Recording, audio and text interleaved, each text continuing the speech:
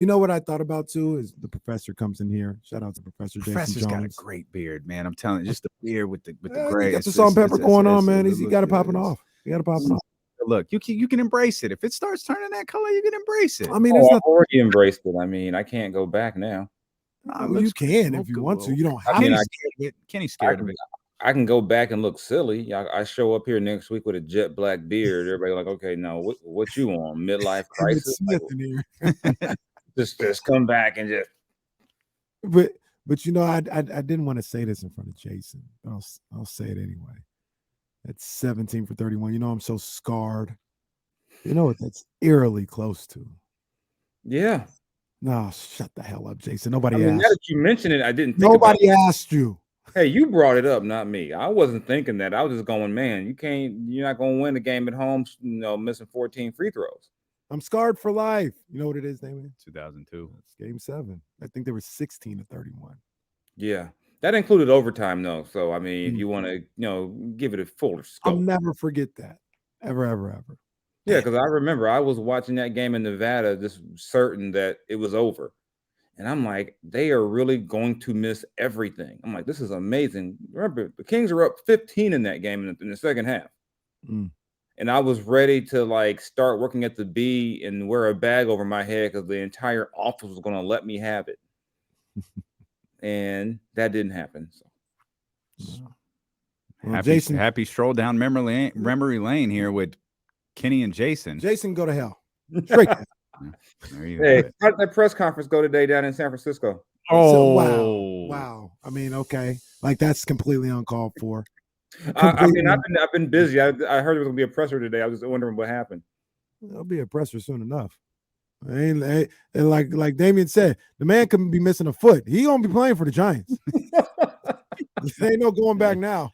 Yeah. God, that remind me. I took Harry Edwards' class at Cal, and we talked about how post-war, before they broke the color line, how the baseball was so bad they literally had people with limbs missing playing because their racism was so bad they would rather have people with limbs missing than let black people play baseball. That's crazy. They were just like, we could bring over some people, the black players. No, we're gonna let a guy with one leg play first base instead. We'd rather do that. I mean, that's how crazy racism is. Jeez. But tell me more about how great the 27 Yankees are. And it's the one leg man. Bob Cousy was mad when they said it was playing against plumbers and handymen. Imagine playing against the guy who got back from war without a leg. That was baseball.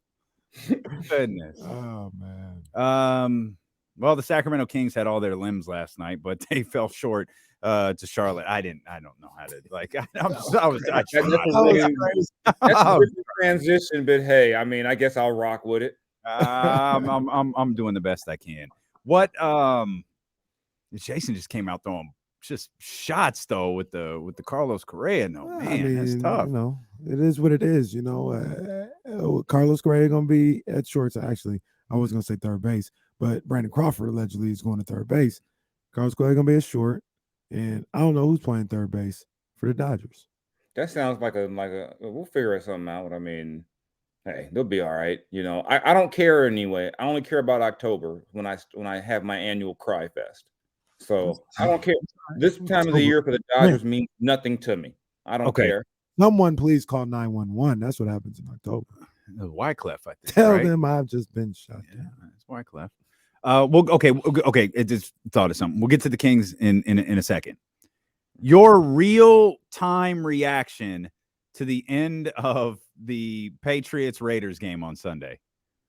Between jumping, screaming, and all-out laughter.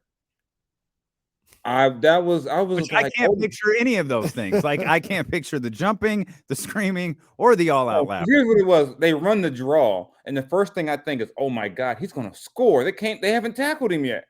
So they get him near the side. Okay, he's not gonna score. And then he pitches the ball back. I'm like, what are they doing?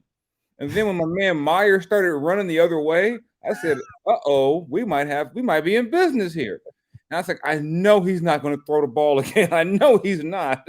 And when he turned around and I was like, finally another team can experience pain like Raider fans experience pain. Like, Hmm. there's no way in the world they I was like, that is the most Raider way to lose a game, but it wasn't the Raiders. You know, I was talking to Damien. We never really got back to this yesterday. We were almost getting into it over this one. I thought the play call was ridiculous. If you're gonna call the play, if you're gonna make a play and it's not gonna be a Hail Mary, then just take a knee. Ain't nobody running on a halfback draw 55 yards to the house. I think you're wrong. Hey, I thought he was for a second. Until See, there they was scared Jason Jones. Yeah, until there was 7 Raiders around him. There was then you at get the 30-yard tackled or line. you go down. Yeah, you could fumble the ball and go to no. The You probability could fumble the ball and that's fine, but That's not fine. Why are you running a play? because we talked about this yesterday. You have the opportunity to score. If you fumble the ball, you've picked up yards at that point because of the way that they're playing defense, and then you have 30 yards of buffer zone to tackle somebody.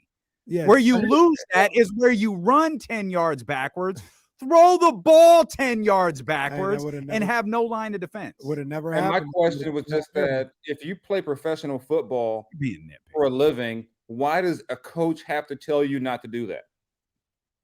Which, by all accounts, they did. But I shouldn't have to tell you, by the way, guys. Belichick, the Patriots told him, "Yo, just run the play, no gimmicks. We'll just run the play." But you're telling him take a knee. Run the freaking play. Well, the guy who's getting off the hook here is the running back. Yeah, exactly. He started it. No, that's facts. That's accurate. Then poor Mac Jones had he's standing there like, oh my God, what's about to happen to me? His brother Chandler just pie-faced him to the ground. At that point, Mac is thinking, there's no way the ball's coming back to me. I'm like 30 yards across the field. He's just standing there. He got to be thinking that ball's in the air. No. And he's like, yeah. Then like someone sent me the picture. I put it on Instagram where Mac is just sitting on the turf, just sitting there. Like, I don't understand what just happened to me. You know, and poor Mac Jones has been beefing with Matt Patricia, it looks like all year anyway. That's a whole other story. How in the world they let Belichick get away with making that guy an offensive coordinator? But I mean, talk about things that are just terrible. He was a defensive coordinator, a terrible head coach, and what does Belichick do? Come on back. You'll replace Josh McDaniels, and you'll be a guy who can actually call plays worse than that guy. Jeez. Because Josh McDaniels doesn't do anything at halftime other than say, we got a lead. Let's hope we can get a running clock. I mean, I've seen some of the most scared second half coaching in my life with him. I'm just like, are you going to act like you're up by 30? It's 14. That's 2 scores. And he's just like, okay, we're just going to go 3 and out, 3 and out, 3 and out, 3 and out. We're not going to move. I'm glad Jonathan Vilma said it during the telecast. Like, we're not going to move Devontae Adams anywhere. Stand right there and get covered. But hey, somehow it worked out, and we'll see what happens when he has Tom Brady next year. Sorry, Mickey. Oh God, I hope not. Have you seen Tom lately? I have. I mean, he's a step away from last year Peyton Manning. Oh, that was tough. I don't want to see 46, 47-year-old Tom Brady in Vegas. That's not behind that line. It's not going to be pretty. Well, the way his year is gone, you might see 46, 47-year-old Tom Brady in Vegas for a different reason. you might see him in Vegas for pretty boy Tom Brady will be up. He'd be all the way up. All right. Pro Bowl weekend about to be crazy. Y'all thought Gronk went hard. Wait till you see this new version of Tom Brady. All right. Transition to the Kings. Good or bad? What stood out most for you last night? Just the free throws. I mean, I've already moved on past my get off my lawn, they give up way too many points thing. I'm like, I guess I'm like, okay, they're going to give up a bunch of points. But you can't do that. Let teams shoot over 50% and then get to the line more than that team and then miss that many free throws. You just can't do it. And I think going into this week, I would say you got to go 2-1 at the worst, because you got Charlotte, you got the Lakers, and who knows who they're going to actually show up with tomorrow. But the Laker team they're playing is still different from the one they beat back in November. So they can't be lax against them. Then you got a team like the Wizards who have lost 9, 10 in a row on the road, which means they're due to beat somebody on the road. Yeah. So I go into the week saying you got to at least get 2 of these. You already lost one of them, and you just the way their season is gone, they'll have great stretches of play. Then you get about 3 or 4 like what's going on. Then they'll get it going again. If you're the Kings, you just hope that last night is not going to be one of those. Here we go again, stretches to start this week. And then, tomorrow, Dennis Schroeder goes for another 30, and then LeBron decides to play and goes for 30, 35. You got to shut it off as soon as you can. But then again, Kyle Kuzma shows up later in the week, and Kyle's one of those. I love to see the Kings guys. So like Kelly Oubre? Yeah. Oh, yeah. Kelly Oubre is a Hall of Famer against the Kings. I mean, I remember when he was a free agent, I was saying, why don't the Kings go get him? And there were people were like, no, we don't like Kelly Oubre. I'm like, maybe I'm just spoiled because every time I see him against the Kings, he's good for 25 at least. We had 31 last Kelly Oubre surpassed the Ish Smith range, the Tony Allen, when Tony Allen would get his 20 plus a game every season against Sacramento. Yeah, but Oubre's better than both of those guys, I think. Yeah, but he's not like to do that. Yeah, but he's not that good. No, he's not. Yeah, I mean he's better than those guys, but yeah, I mean, whenever I see Kelly Oubre, I'm like, how come he's not a max player? But he's a max player against the Kings, but every other game is like, okay, that's Kelly Oubre, solid player, but he sees Sacramento and his eyes get big and all of a sudden everything starts flowing for him. Yeah. Jason, I was kind of like you in a certain sense of, I'm not going to sit up here and wait for this team to play defense like the mid 2000 Pistons. Like that's not who they are. That's not the personnel that they have. Yeah. But I do, I expect them to have timely defense and play, buckle down on the defensive end, kind of in a timely fashion. Do you think that's kind of their ceiling as a defensive team, or do you think they are capable of being a lot better on the defensive end? I think they can be better, but I just think with the style of play and everything, they're not going to be a team that's going to routinely hold teams to 98, 101, 105. But I just think the kind of the danger in the way they play is that if it's not even the points. I've always said it's the percentages. Teams consistently shooting above 50, shooting around 40 from 3. Once they get rolling, you might be able to get timely stops, but these guys are pros. You let a guy get that many, get rolling like that for 3 quarters, and then you're banking on we're going to shut them down in the last 5. Sometimes it works. Last night it didn't work. You can't let a team jump out and get 39 first quarter points. You've already established that, they're in a rhythm. And this is a team that's, you're working LaMelo back in. They got 8 wins coming in, 8, 9 wins coming in. You got to try to jump on them. But then again, a lot of people will tell you the first game back from a long road trip, it's kind of like a road game sometimes. And sometimes that's the best time to get a team at home, right after the trip. Even still, they make free throws, they win. I mean, you can't let another 20-20 game from Sabonis and almost 40 from Fox go to waste. Yeah. You can't let that go to waste by missing that many free throws. You think they're both all-stars? I don't. I think Sabonis has a chance depending on how much time AD misses. Sabonis is a damn all-star, man. It's just a matter of are they going to put him in the game? Yeah. And the way I always look at it, I do it like this. You can already bank on who the starters are going to be probably. Mm-hmm. Joker, LeBron, Steph will get voted in. We don't know where his help, but he'll get voted in. Mm-hmm. Ja Morant. And then I don't know who the other front court. I think I do. It's someone that I kind of forget about when we have these conversations because it's not center forward. It's just front court. It's Zion. Yeah. Zion. And I think Zion might get the vote. I think Zion will get the vote. Yeah, because, and like I said, actually the backcourt, if they have Luka as a guard, if either Ja or Luka gets voted in with Steph. As I cast my vote earlier, I can confirm Luka is a guard. You're looking at 7 spots. And are they going to get, and like I said, if AD is out, I just think based on the way AD was playing, if he's not out for 2 months, there's a good chance he gets voted in. And fair or unfair, that means the Lakers get 2 guys. I think the Warriors only get one this year, though. And then you look around the rest of the West, Donovan's gone. Rudy's not getting in. I think they're going to get at least one. So Maybe that's like Karl Anthony Towns. They're going to put Karl Anthony Towns in? Yeah, I don't think so, but you're going to put Devin Booker in there. Yeah, Book's getting in. But you're not going to start probably. Book's probably going to start. Depends. Yeah. I mean, like That's I said, right. I voted for Book and De'Aaron. Yeah, me too. Yeah, so it's kind of like, and I just assume Steph is going to get one of those spots. And I don't think Book is popular enough to where Book is going to get the fan vote to get voted in. I mean, he's not getting more votes than Luka. Yeah, that's fair. That's tricky is just that, okay, you got five, you got a bunch of guys going for seven spots, and then between Luka, Ja, Devin, two of those guys are getting in regardless. So now you're down to 5 spots. And then you look at not enough, but I don't think there's enough front court players.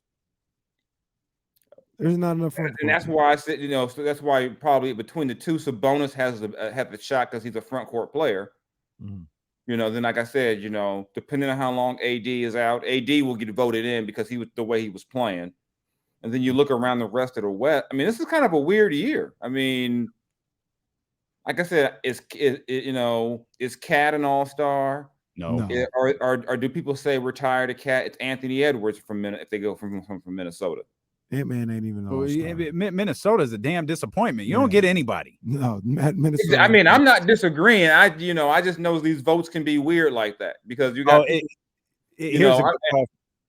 SGA is absolutely getting it in. Yeah, and that's where the guard thing gets crowded. Because I mean, would I take SGA over De'Aaron? I don't know if I would, but SGA has that. He's going to have the gaudy numbers and highlights and everything. And then another wild card. Does a Clipper get in? I don't think so. I mean, their two best players play once a week. Clipper Darrell's going to demand an all-star appearance. He's about to get an all-star trophy named after him. It's going to be in the settlement terms. You get your appearance. Yeah, I mean, I think I definitely think they get at least one guy in, and if they got both of them in, I wouldn't be shocked. I just think this is the type of year where you look around. Even if AD does get voted in, if I'm the Lakers, I'm telling AD you're not playing. Shoot, would LeBron? I guess LeBron probably would be a captain, so he probably would still play. But there's going to be a lot moving between now and then. But I think the Kings get at least one of those guys in, and if they got both in, I wouldn't be mad at all, and I wouldn't be shocked.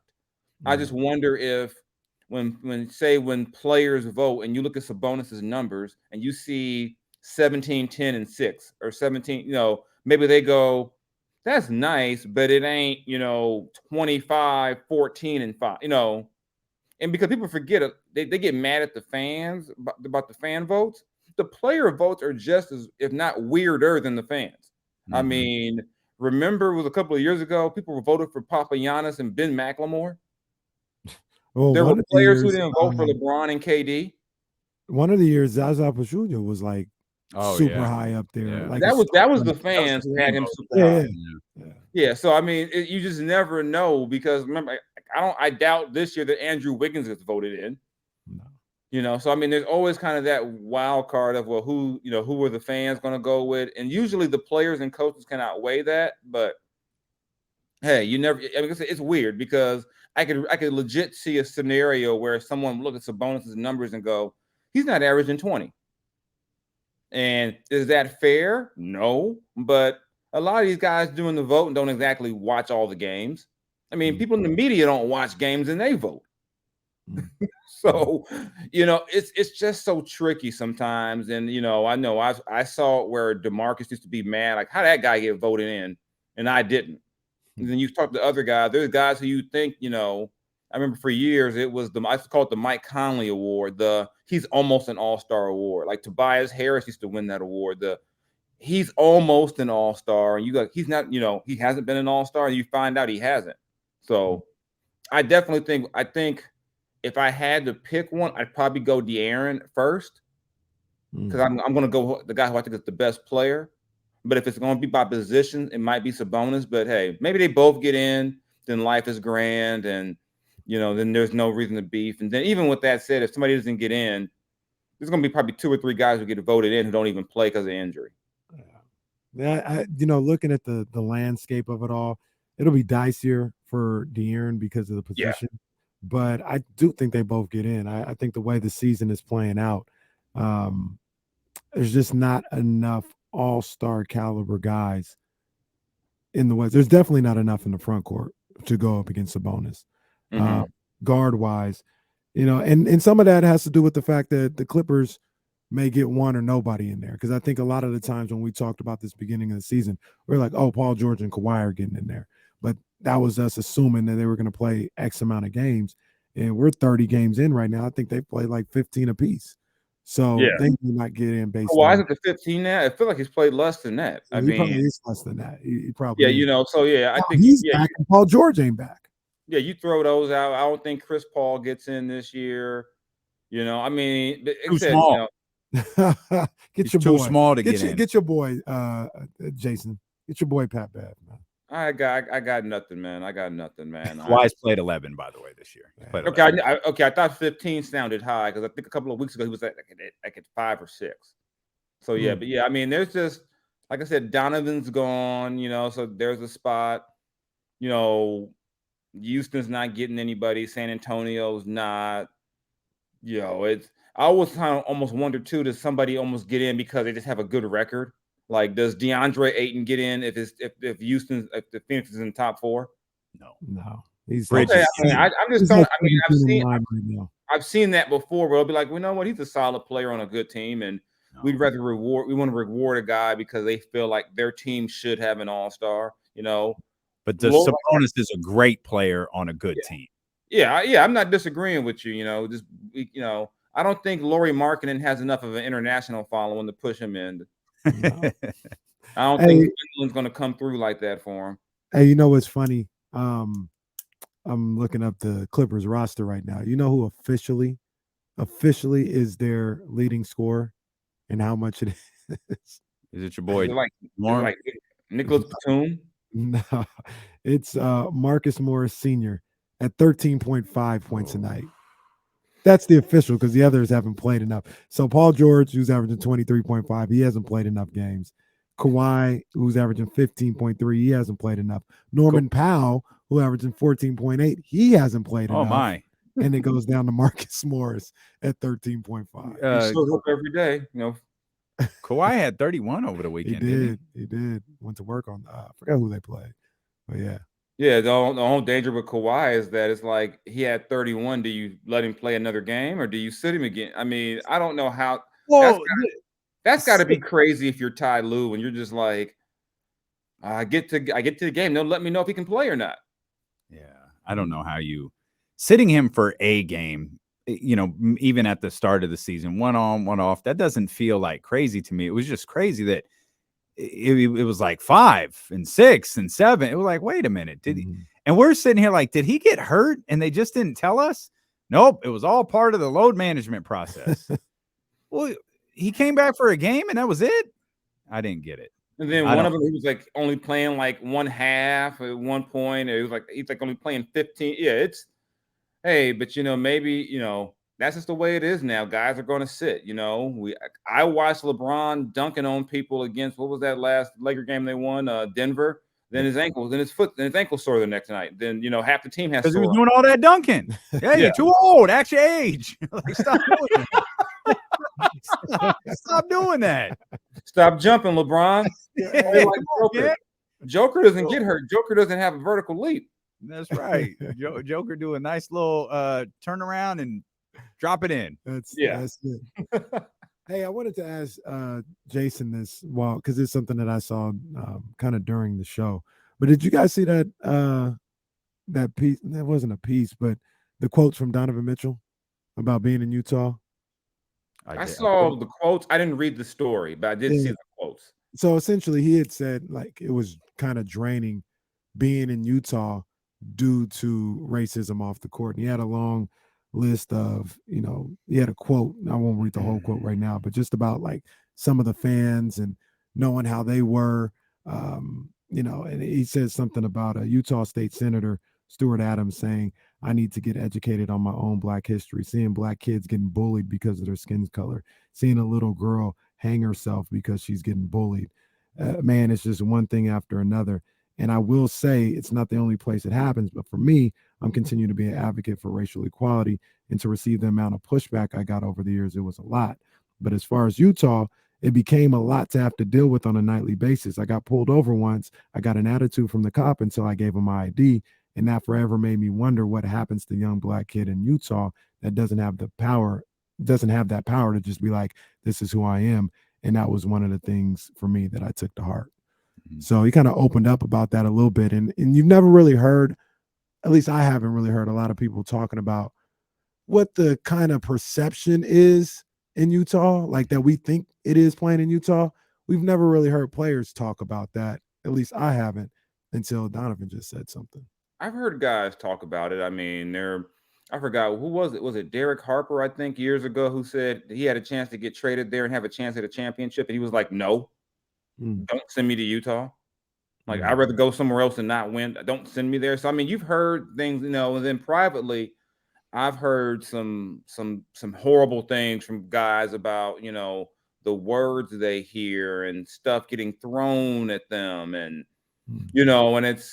and I've heard that about Boston too, to be fair, but but I mean, but I've heard some varying things about Utah. Not even just I mean, I've heard some great things about Utah, but I've also heard some things where there were some troubling things. I've heard people talk about just kind of it being more of a religious state, even though Salt Lake City itself is not like, say, being in I've been to Provo, I've been to Salt Lake City.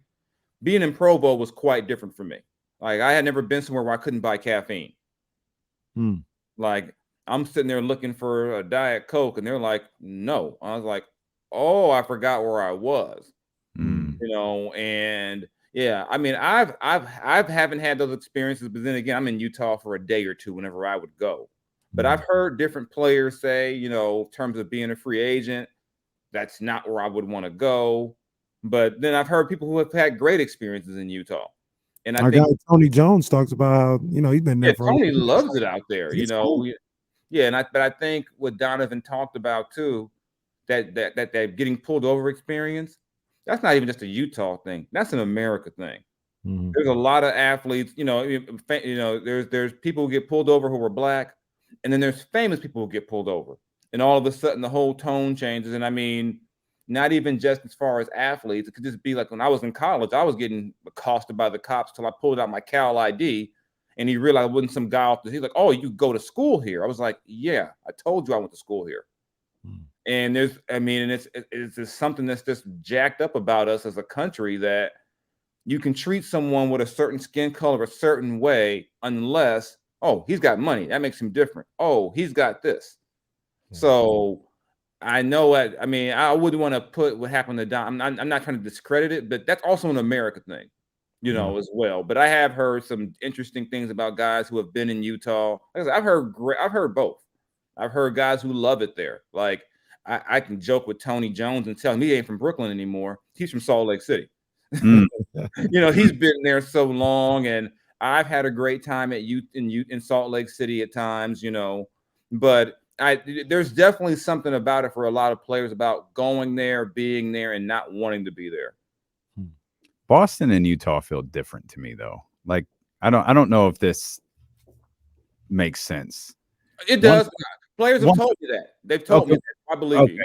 One feels like old racism, and one feels like new racism. Like, you know what I mean? Like, Boston, like, get out. Boston feels like, I hate you, you this, you that, you this, you that. Yeah. Whereas Utah is like, you're better off a slave. One feels almost like a plantation style, and the other one feels like they don't feel the same to me. Right. Like, every time they do a wide view of that Utah crowd, it is stunning. It is just an amazing view of an NBA basketball stadium. Yeah, you don't see many crowds like that around the NBA. You really don't. And like I said, it's crazy for me because, like I said, my times in Utah are generally been short and quick. But I've always had a great time in Utah, and and I've always enjoyed myself out there. But like I said, I'm also not naive to think that my limited time in Utah speaks for the entire experience. Or like, I think I was joking on the pod with Kenny about I went out there one year and I forgot my brush. And oh Lord, that was a struggle going to CVS and all that. Like, do you have a brush? They're like, I'm like, no, not that kind of brush. I need a brush. They ain't got no Sally's beauty supply store. Yeah, So. there was no Sally's. There was no Murray's grease there for me. There was, and a lot of times players would tell you part of the struggle about being in Utah was stuff like that, or like, you know, just culturally, just things that they don't have available.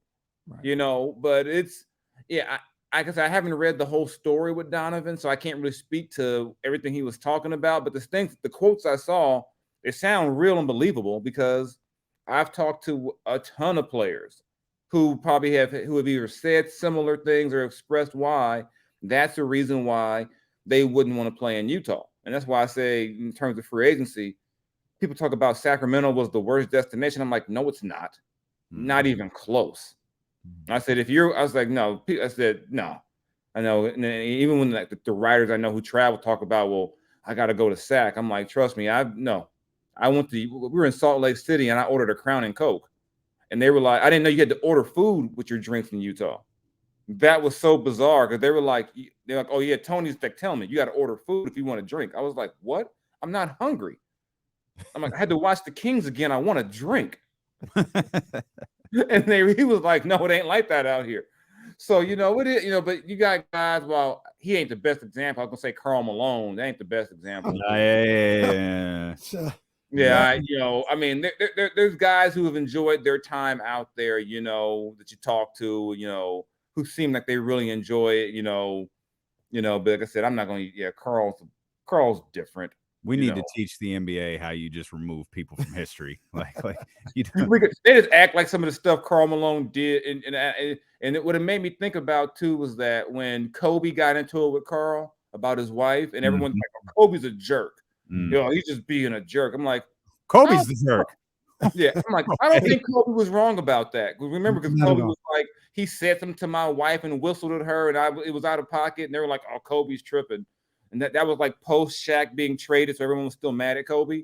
I think Kobe was right about Karl Malone. Yeah, I think that's accurate. Yeah, that's facts. I think that's accurate. Jay, always a pleasure, man. We appreciate you. Thanks for hanging out with us. Oh, I love the hoodies, by the way. My kids ain't listening. We all got matching. We got matching shirts for Christmas like that. They're in school right now. They don't know. Yeah, let's go, baby. It's the whole family. I'll tag y'all when I take our annual Christmas wrestling picture. Let's go. Let's go. All right. We're ready for it. Thanks, Jay. Take it easy. Talk to you.